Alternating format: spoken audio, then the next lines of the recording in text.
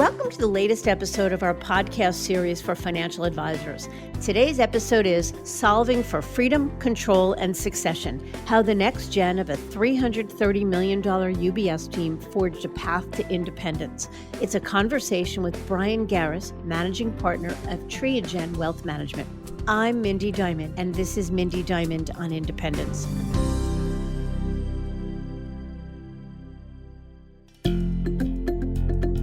This podcast is available on our website, diamond-consultants.com, as well as Apple Podcasts and other major podcast platforms.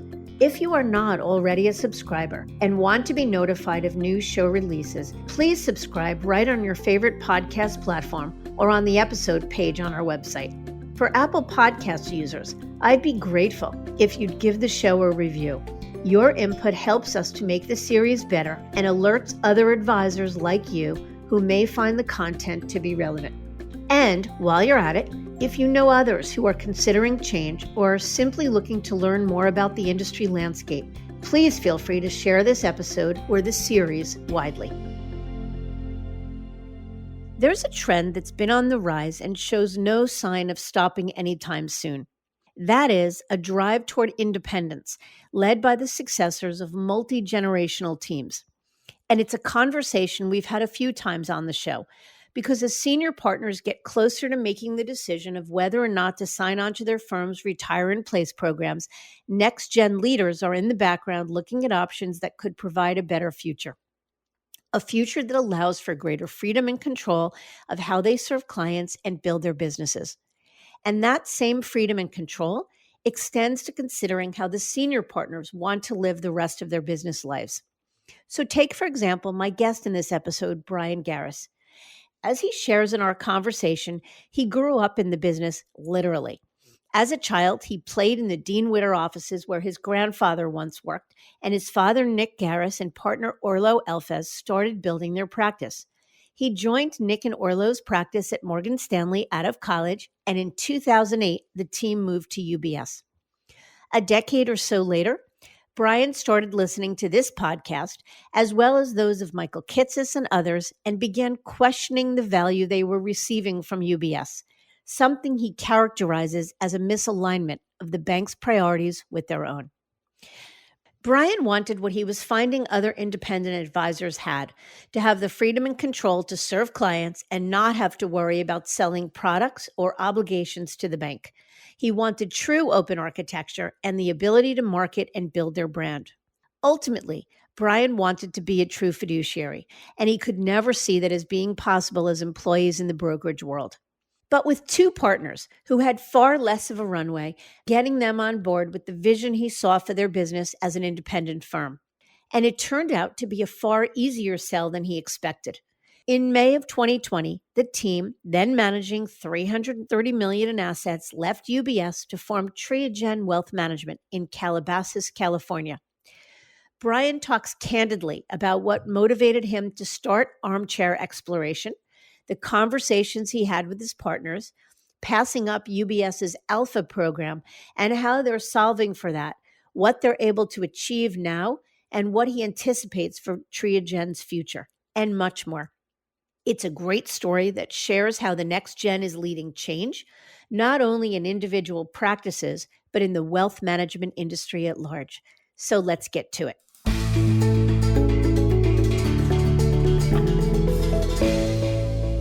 Bryan, I can't thank you enough for making the time today to talk with me.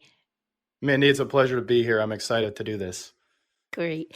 Lots to unpack, so let's jump into it. I guess let's start at the beginning. Tell us a little bit about yourself, your path from financial advisor, trainee to independence where you are today. Sure. I kind of grew up in the industry. I actually remember being 6, 7 years old and going to the offices of Dean Witter where Nick and Orlo, my senior partners, were working and playing with the pneumatic tubes for sending orders to operations. So I actually grew up in the business, and when college came around, decided that I wanted to intern, see if this was something that I actually really wanted to do, and got into working in the operations to see from the ground up what it looked like. Then interned with the team while I was in college, and then went straight into the program. We were actually at Morgan Stanley at the time, when I came out of school in 2008. I decided to get licensed right as Lehman collapsed, came out with the 7 and 66 right around that time, and went into their program. And then 6 months later, in December of 2008, the team moved from Morgan Stanley to UBS. And I went through their training program for 3 to 4 years. And I've been at UBS for 12 years with the team until we moved in May of last year. So, a couple of things there. For clarity, the reason you were hanging around wealth management at 6 or 7 is because the Nick you refer to on your team is your dad, correct? That is correct. And I'm actually a third generation financial advisor. So when I say I grew up in the business, it's also Nick has been doing it for 40 years now. My grandfather started in the late 50s, early 60s at Dean Witter. So I am actually a third generation advisor. And yes, it's been very fascinating when I started interning to work with clients who had worked with my grandfather 60 years ago or 50 years ago when I first started. Interesting. So I'm smiling about your timing seems to be fortuitous. You got licensed around the time of the Lehman collapse and you left UBS in May of last year at the height of the pandemic. So I want to come back to what that was like. But first and foremost, I guess tell us a little bit about your time at UBS. And give us some perspective around what the team looked like and what the business looked like, et cetera.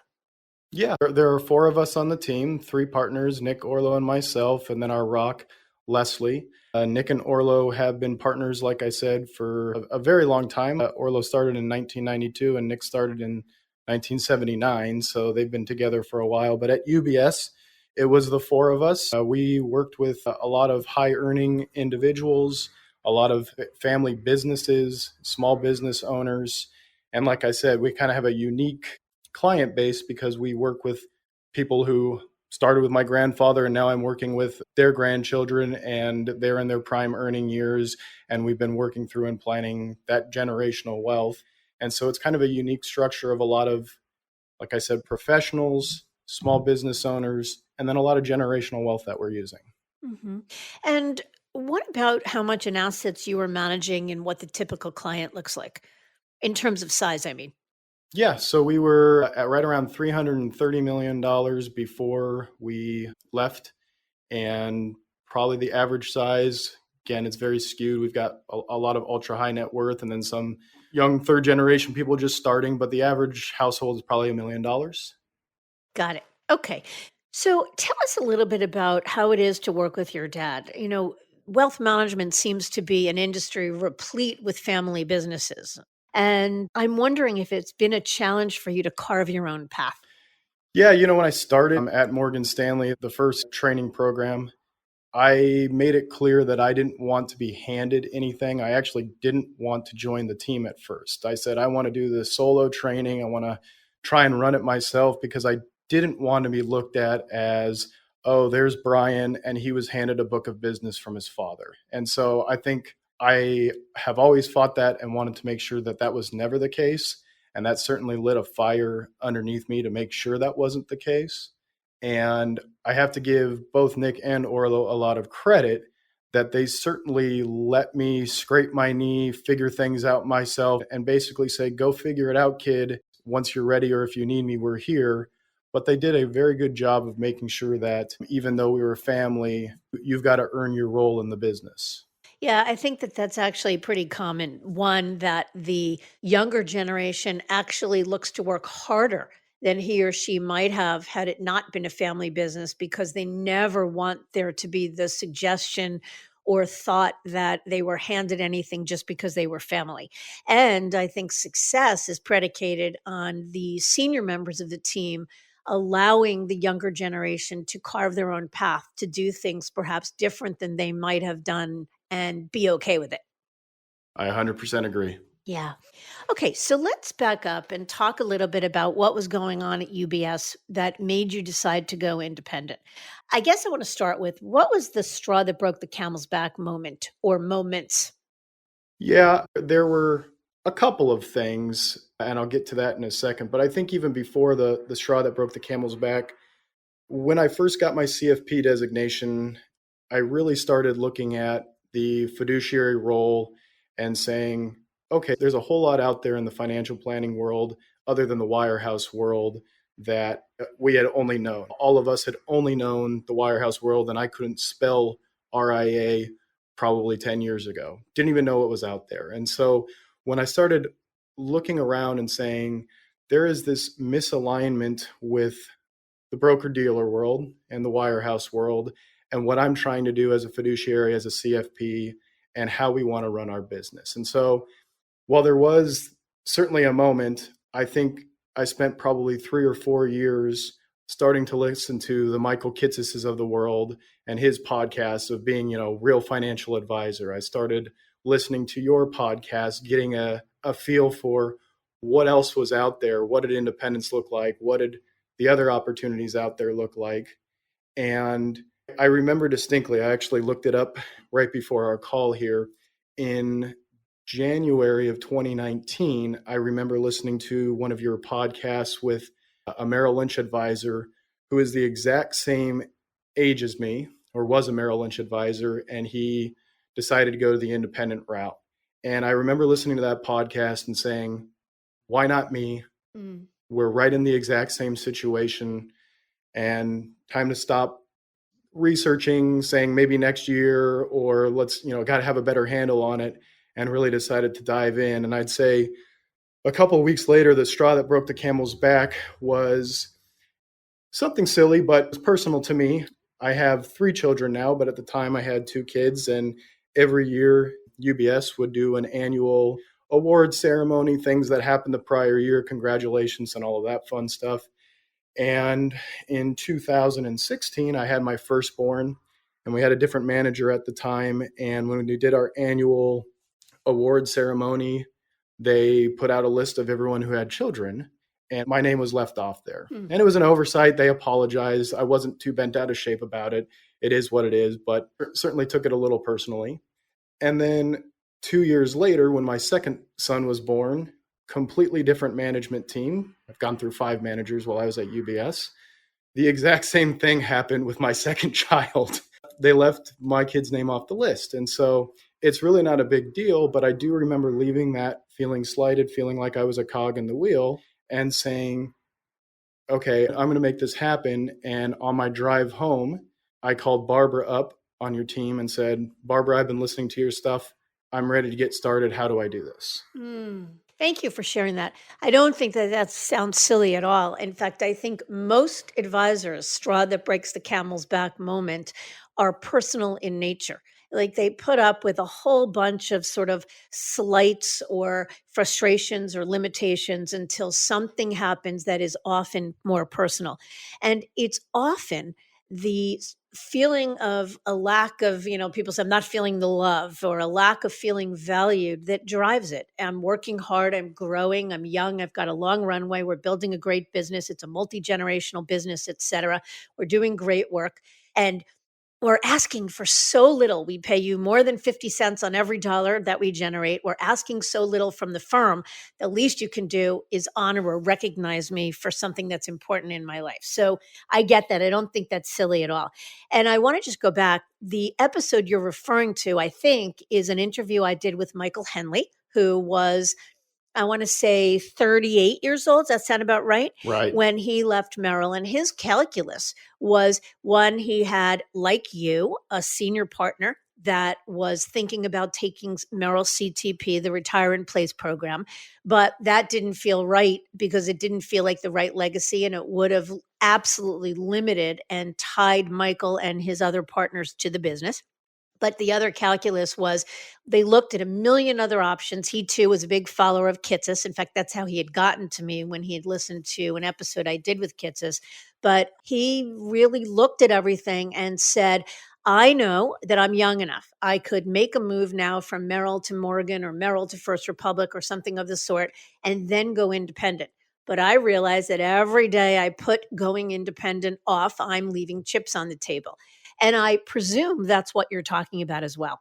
Absolutely. I mean, that was the exact alignment of listening to his rationale and saying, I've been saying that in my head for the last 2 to 3 years, and he said it perfectly. And just looking at, I've got decades ahead of me of building this business. I want to build something. I have the entrepreneurial spirit.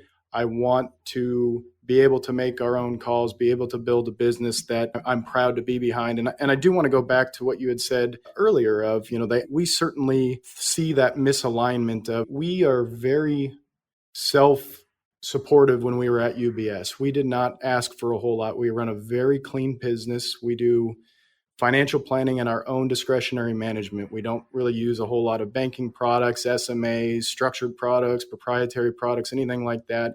And a lot of times we'd have managers come in and, to their credit, say, hey, is there anything you need? And it's no, but we'll certainly let you know when we need it. And so we saw our business as very portable, and the decisions that a wirehouse would make might not align with how we wanted to run the business. And realizing that we didn't have that control is really what the straw that broke the camel's back. It was just the alignment of listening to Michael Henley and then having that happen again for a second time, to where everything kind of aligned and said, okay, it's time to get serious about doing the due diligence of what the other side looks like. Yeah. So a lot to unpack there, but you've used the term misalignment a lot, and I like it. We hear it a lot. Talk to me a little bit about the misalignment you're referring to with respect to your goals for your business and the goals of your broker dealer. Yeah, I mean, I think it's, if I ran a firm with 6,000 advisors that was looking at the broker dealer side and the advisory side and having to run that, it's just a conflict when trying to manage how to run that practice versus our small team of the four of us being lean and mean and knowing exactly what we want to do and how we run it. And so I'm sure, like every other wirehouse, there's always the, okay, we need you to do X, or we want you to look at this, or there's new way of how you're getting compensated based on these types of products, or there's a new grid rate, or there's something now that we want you to focus on, or even the come knock on our door and say, hey, Bryan, I need you to go attend something for a meeting with a money manager I know I'm never going to be using, right? And so as I started doing the due diligence, as I knew that I wanted to be able to have the control, have the agility, and make the decisions for ourselves, it was just more and more clear that the wirehouse model didn't make sense for our team. And there was nothing wrong with UBS. I actually very much enjoyed our time at UBS. It was just knowing that we weren't able to make the decisions if we wanted to turn right, but UBS said we couldn't go that direction. We didn't want to have that as something that would stop us from doing what we wanted to do. So that makes sense why you might not have considered Morgan Stanley or Merrill Lynch or Wells Fargo, figuring that that would be more of the same, less control, more bureaucracy, big organization, a misalignment. But in today's industry landscape, there are a lot of options along the way that are non-wirehouses and non-independent. So did you always know that you wanted independence, or did you consider regional firms or more boutique firms like a Rockefeller or First Republic or something of the sort? Yeah, we did our due diligence to see what else was out there, what other options were there. I would say the more and more that I was doing research and our due diligence, the more and more the desire to have complete control and autonomy is what excited me. And so I actually remember chatting with Barbara, and first and foremost, it was the, no, I want to go independent. No, I don't want to talk to anybody else. I just want to be able to make my own decisions. And she did a great job of slowing me down. We probably spent 6 months of due diligence looking at what all the various options were out there. And after doing all of that, I still wanted to run our own independent RIA. I just thought that instead of tucking in, and I heard again on one of your other podcasts, someone talk about and again, no slight, the JV or the step where it was kind of a half step to full independence. I didn't want to do that. I wanted to make that full leap, and I wanted to be able to have complete control on deciding my tech stack. I didn't want to have a plug and play. And so a lot of times when we were doing that process, it was a lot of these hybrids treat it like, hey, it feels exactly like moving from wirehouse to wirehouse. You come in, turn on your computer, and you're ready to go. Your systems are set up. I didn't want to do that. I have the personality where I wanted to get into the weeds. I wanted to see and kick the tires on all the various opportunities that were out there and build it myself. And I think for the future, especially, looking at what the industry looks like today versus 10 years ago and what it might be in 10 years, I want to have the flexibility and agility to make changes as I see fit and not have that tuck in or that plug and play model. So you hit on something interesting. You voted with your feet and opted for control versus money because the reason why a lot of these half steps, as you put them, best of both worlds options that are a little more independent than UBS or Morgan Stanley might be, but less independent in building your own. The reason why they're so appealing and popular these days is one, because not every advisor is as entrepreneurial as you. And even though every advisor would like more control as opposed to less, not everyone is willing to opt for it in lieu of transition money. And going full on independent is about little to no transition money. So how did you reconcile that?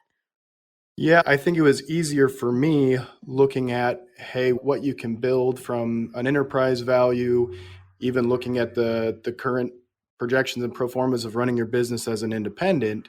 But for me, it was an easy decision just knowing I'm in my mid 30s and I've got 20, 30-year time horizon to reap the rewards of going independent. And I didn't need that initial paycheck to make a move or transition money.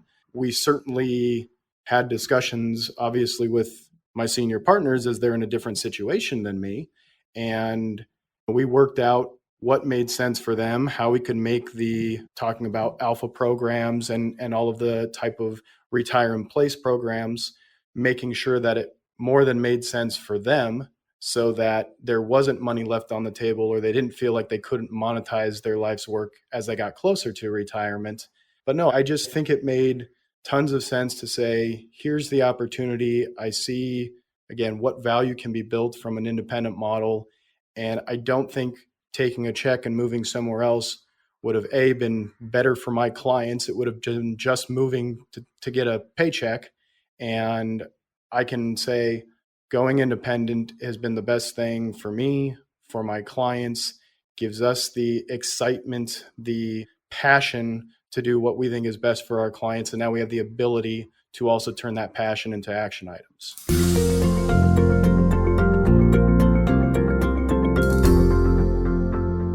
So I definitely want to talk about the establishment of your RIA firm, TriaGen Wealth Management. But it would be disingenuous to skip over the impact of all of this on your two senior partners. So I'd like to focus on that for just a moment. One of the biggest things we hear from, I literally, the phone call I had before I hopped on this podcast recording was with a 68-year-old advisor who's been with his wirehouse firm for the last, I think he said 43 years.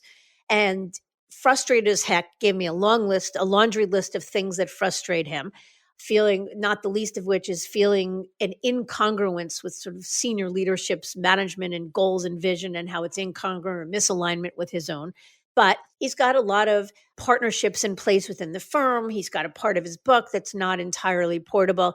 But the biggest thing that keeps him there, he's got a proverbial bat phone to the top. After 43 years, he knows how to get things done. He knows who to call. He's well connected and terrified of losing that. So let's start with that. I guess, first of all, what was the conversation like? What were you hearing from Nick and Orlo? Where were they in this decision? How did they feel about going independent and losing the connection to a professional lifestyle that was incredibly familiar to them for their whole long careers? Right. Yeah. Nick had been in the wirehouse world for 40 years and Orlo for 30. So it was a whole new world.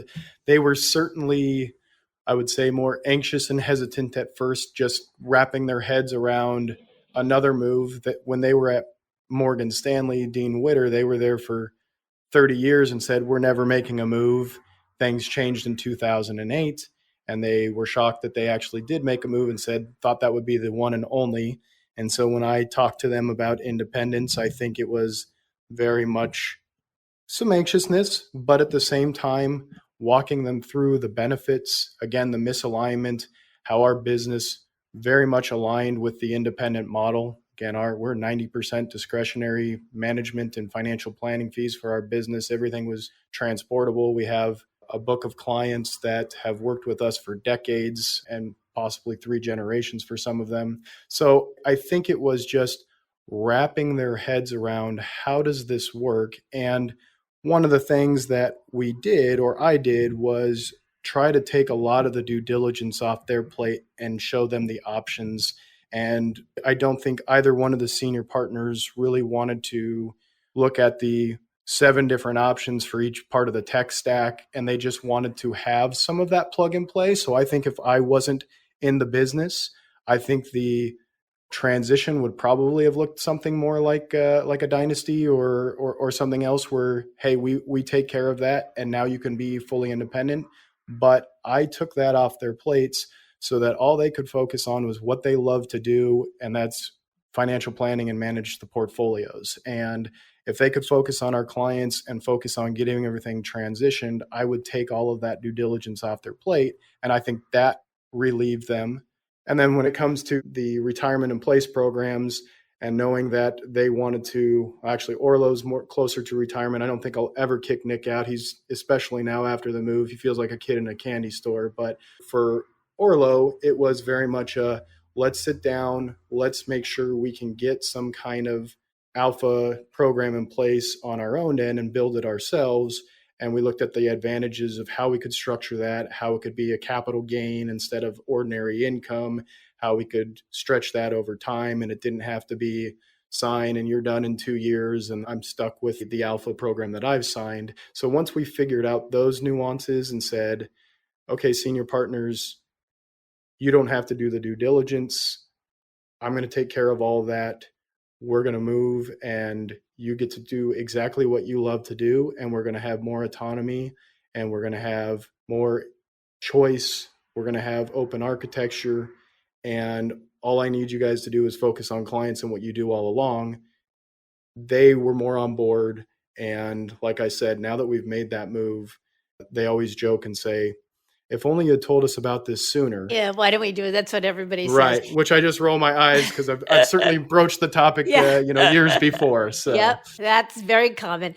So what you're saying is right. If there weren't a you, meaning an able, growing, smart, strong, capable, and willing and entrepreneurial younger next generation partner, they might not have gone with Dynasty, a service provider. They either might not have moved at all, or they might have gone to another wirehouse. In other words, that's probably what would have happened. But you were the key, willing to take all of that on. But would you be willing to share with us, Bryan? So it makes sense to be able to paint a picture that they will have, I like your word, more agility and freedom and control and better be able to serve clients in a more of an open architecture. But how specifically did you come up with a replacement for an alpha program? And for our listeners, alpha is UBS's mechanism for retire in place so that a senior advisor like Bryan's partners, Nick or Orlo, could sign on to alpha. It would give them an opportunity to monetize the business in place. Bryan would actually, as the younger generation, would be funding that transition, but ultimately not own the business. So it makes sense that especially in a family multi-generational team, you'd want to create your own sort of customized plan. But in a move where there was no transition money, how did you get Nick and Orlo comfortable with walking away from a guaranteed monetization event? Yeah, I mean, we were able to structure something for Orlo's sake and be able to run that out of the business and get it set up to where it made sense and was actually a better deal than he would have got at the Alpha program with a lot more flexibility. And his take home at the end of the day was far more attractive than if we signed any of the retirement in place programs. So that was simple enough. Nick, on the other hand, like I said, he's never going to retire. I'm going to have to kick him out here at some point, 20 years from now. But I think just showing the flexibility of what we are able to do, just being able to show, hey, you can do a lot more with what we have available for technology, that got him excited again. And from his standpoint, since he wasn't looking at alpha programs or wasn't looking to retire, and he could see, I have to give him credit, obviously being my father and seeing what I was excited about and passionate about. I think that he could see what I was trying to build, what I wanted to do. and the fact that we could hang our own shingle. And I got to go back actually and correct you. It's not TriaGen, it's TriaGen. That was Oh, one of our sorry. biggest My apologies. that's one of our biggest struggles was naming. That was probably the hardest thing in the 18 months of due diligence. But TriaGen is for 3 generations. Tria is Greek, and we're Greek, and gen for generations. So it's 3 generations of I love planners. it. My apologies. No, that's okay. So I think he loved the fact that we could hang our own name, have our own shingle. We've always told people we were a small business and had the wire house as an umbrella, but we always thought of ourselves as a small business. And now we can say, hey, we truly are family run, owned, and operated. And I think that excited Nick on his end. And from Orlo, and again, he's been family. I've known him my entire life. Nick and Orlo grew up together. They were childhood friends, so he is essentially family. And I think he had that buy-in too of wanting to have that family-owned business. And when we made the monetization part work out and have a lot more flexibility on the how to retire, does he want emeritus status? He doesn't have to be done as a W-2 employee this 2 years after he signs something. That flexibility and freedom of how we want to run the business, how we want things to look made a lot of sense. So I think you had told us or told Barbara that Orlo at least was planning on retiring in the next 6 to 7 years. Do you think that will still be the case now that you've built this family business enterprise? And how will the way he retire out? What do you think that'll look like? I certainly don't want to speak for Orlo. I still think that time horizon is correct, but I think it can look very different, right? I think he can have a partial role. He can still be part of the organization. And so it's not okay, you're done. Thanks for the book. Have a great retirement. And I think when you've built something over 30 years, you want to be able to have that legacy, to be able to come in or have some kind of ownership still in the business. And I think that's going to give him the flexibility as our independent RIA instead of at a wirehouse. Mm-hmm. All right, let's fast forward now to the establishment of your RIA firm, TriaGen Wealth Management. So, what went into the decision to keep your broker dealer license versus going fee only?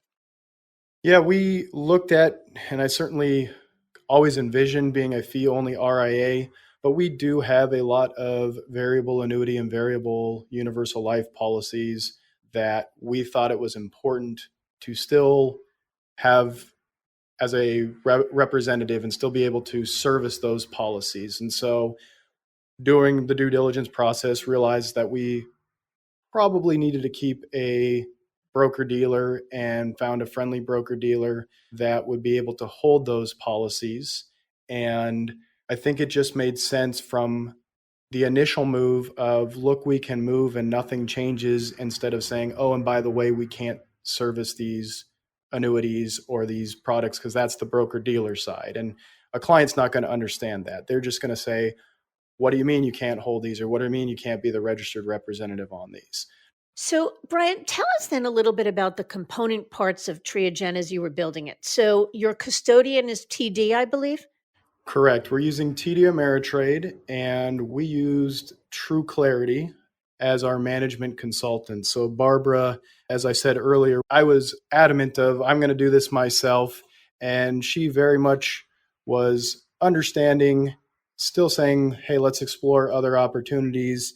And she put me in front of the True Clarity team, and they showed me there's things that you know and things you know you don't know. And they had a huge checklist, and they were very knowledgeable. And I love the fact that they could be my management consultant and I didn't have to tuck into their RIA. So I actually used them to go through our transition process, use our due diligence, have all of the tech stack built. And so we end up using TD Ameritrade as our custodian. True Clarity's our management consultant team. And then we've built out the Orions and all of the different tech stacks on that end. Well, tell us a little bit about the tech stack, because that was actually going to be my next question. How onerous was it to determine what you needed, and what are the component parts from a tech perspective? What do each of the moving parts do? Yeah, so I will say that one of the things that excited me was the fact that I do have this agility. I do have a lot of things that I was not able to do at a wirehouse. and putting a list of all of here are the things I can do from a tax planning software, from estate planning software, from being able to manage 401ks, from being able to put all that together. But we did start out and say, let's not overdo it and let's put 100 things in our tech stack. We very much started with our core. We have our custodian TD Ameritrade. We have our Orion for all of our portfolio management. We've got our CRM through Redtail. We've got everything built out on that end. And I think, we started with those core components. And then as we transition and with the success of the transition, then I could start licking my chops and started adding those add-ons that I was excited about when we first transitioned or the reason for transitioning. And so we've started to add a lot of those risk management features, being able to manage a 401k that's not held directly at TD Ameritrade and held away, right? There's no selling away or anything like that. And we have the ability and the tech to be able to provide those solutions for our clients. Was it an overwhelming process to vet and choose and do due diligence on the various components? It took a long time, right? I mean, it was definitely running our normal practice at UBS and then doing the due diligence and kicking the tires on various components. But that's where True Clarity did a great job of, here's all the things you need to consider. Let's put you in front of anybody you want to kick the tires on, and spent a good year or so building everything out to making sure that we had everything talking, everything working out, and left no stones unturned by the time we actually went live in May of last year. And how challenging was it, or was it challenging to essentially work two jobs while you were between the commitment to launch your own firm and the day you left UBS? Let's see, 2 little boys, a pregnant wife, and running 2 jobs, and then COVID hit. No, it wasn't stressful. No, it was a lot of work, but I think that desire to have the passion to build our own business, to see what the future could hold, to hang our own shingle on the front door and call it our own, gave me that drive, which actually didn't make it that stressful or that hard because I was excited about it. Mm. And how was your anxiety level at the time? Were you more excited or more anxious? Probably both. I would say I was definitely excited about everything. And then, COVID came around. We were actually planning on leaving in April of 2020. We ended up pushing it a month and just wanted to make certain and see how things played out. So that caused a little bit of anxiety. But I think the second we actually made the move, resigned, and transitioned, I mean, there was nothing but excitement of, okay, we're really doing that. And thankfully, it's been very successful transition, and really happy we did it. So, how about the ultimate transition? UBS is non protocol. So, it was a non protocol move. What was that like in terms of managing a non protocol transition? Yeah, I mean, we had moved via protocol in 2008, so we knew what a protocol transition looked like. And I think that was one of the points of anxiety, especially for the senior partners, of, wait a second, this is non-protocol. We don't get to bring a list of clients and start smiling and dialing. So it was with a lot of help of outside attorney and counsel and showing what we can do and what we couldn't do.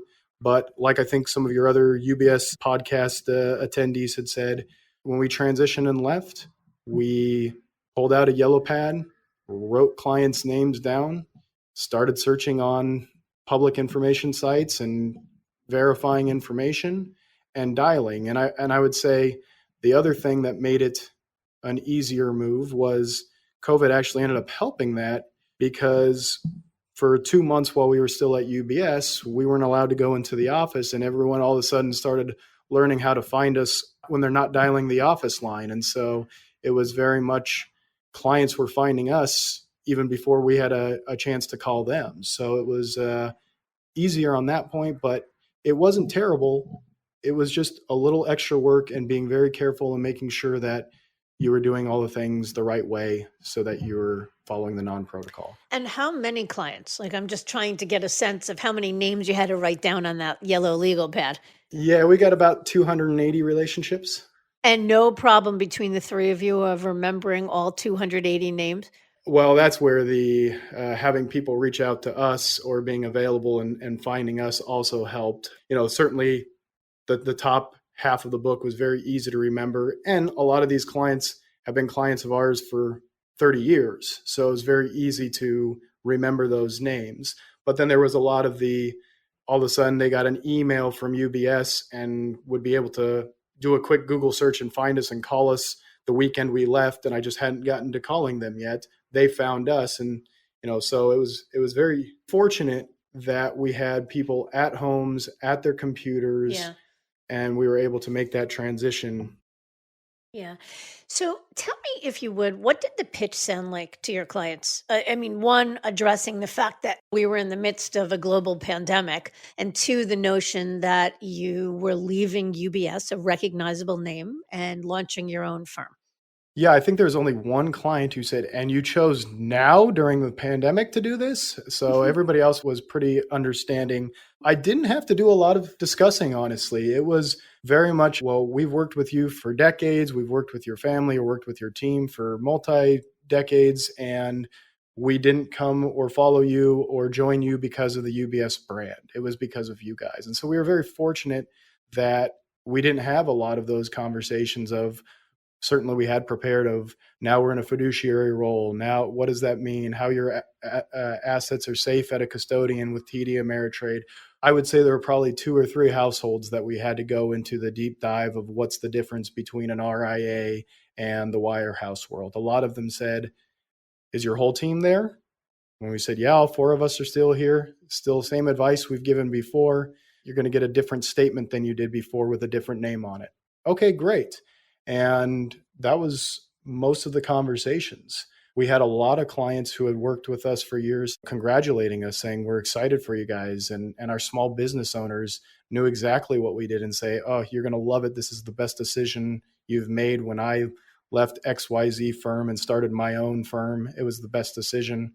And I would never go back. So we're, very happy for you guys and excited. And so that's where it really feels like we are a family-owned and operated business, and our clients are family too, and they've been that way for years. Yeah.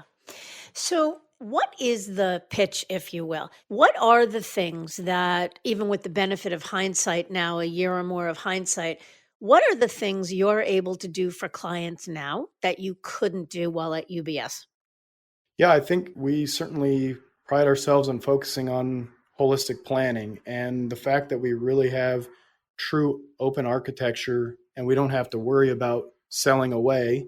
I can advise on 401k assets for a client, and I'm not worried about what the wirehouse or UBS would say when I'm advising on that. We have cash management solutions and banking solutions to where I can go and look anywhere across the industry and see what is best in breed for clients.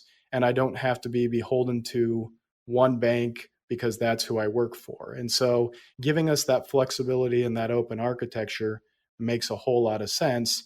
And then adding some of those technology pieces that I wouldn't be able to use if I was at a wirehouse, because those wouldn't be approved. If all of a sudden I see something that I think makes a lot of sense from a tech stack and I think would be additive to our clients and our planning process, we can run the due diligence, kick the tires, and within a couple of weeks have it up and running and fully integrated into our planning.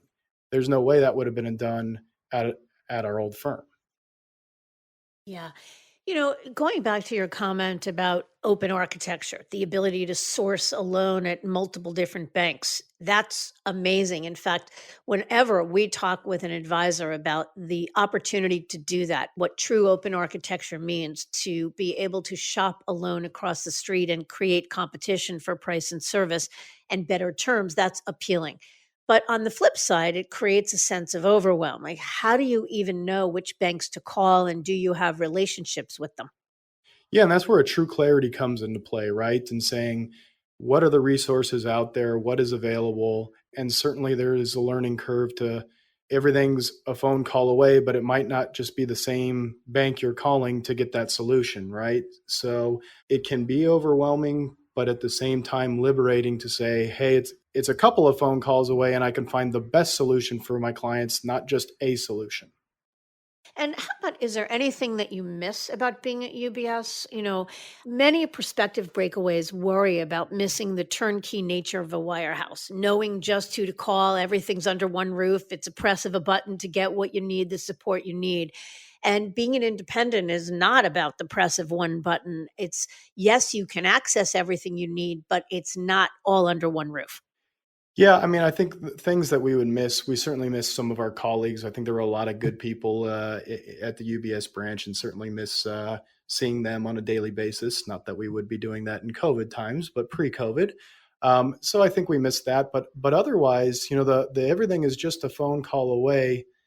There are so many solutions and things here that there's a lot of things in the RIA world that is still a phone call away, that you can use those resources to find that solution. And I think just having some of those resources available and knowing that there's a whole niche industry to support the breakaway RIA, that you can be calling those people and they can direct you to the right spot.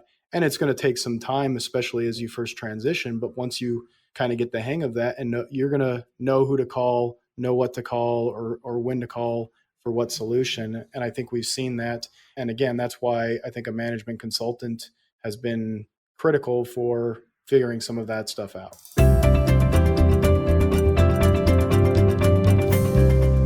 Did your growth get impacted at all? In other words, one of the concerns of making a move, any move, is disrupting momentum. So did the move disrupt momentum, and what does growth prospects look like? Yeah, no, growth has been good.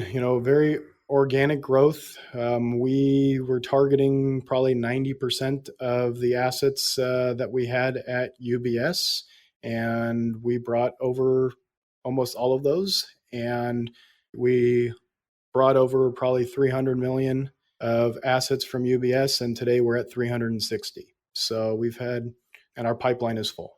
That's wonderful.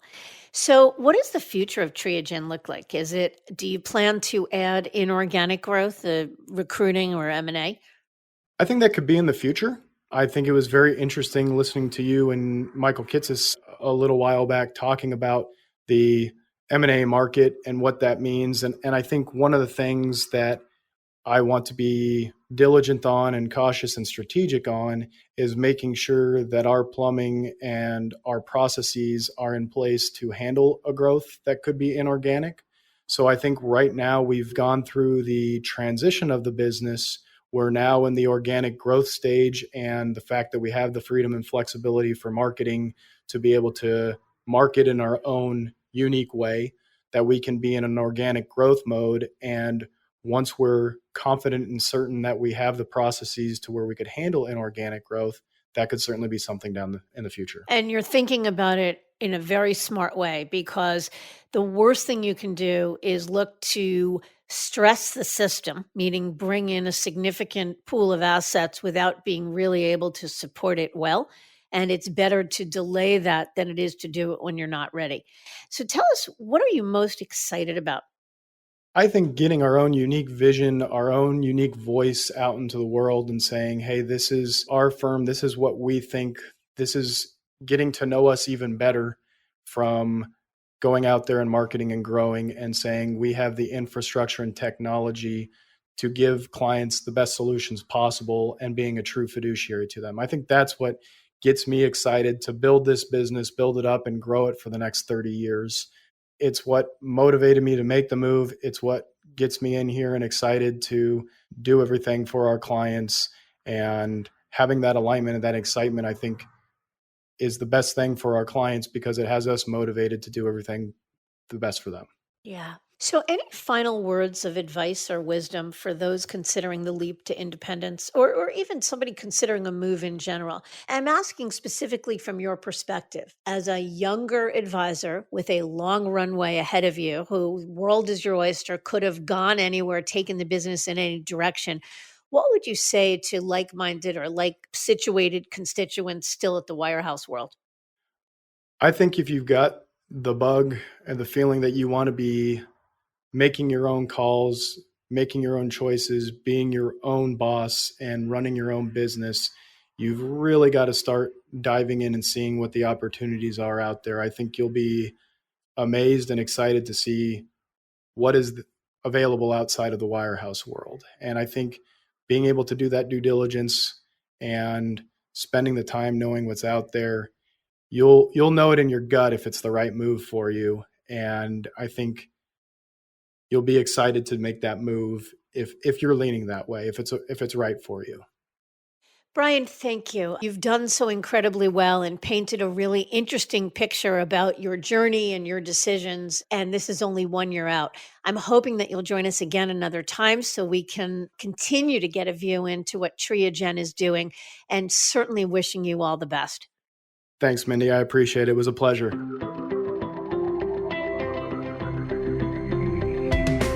We often say that it's hard to unsee what you've seen. And for Bryan, that really rang true. As he learned more about what others like him were able to achieve in independence, he wondered, so why not us? It was that threshold moment that gave Bryan the courage to build a clear vision for their future and a path to achieve it as TriaGen Wealth Management. I thank you for listening.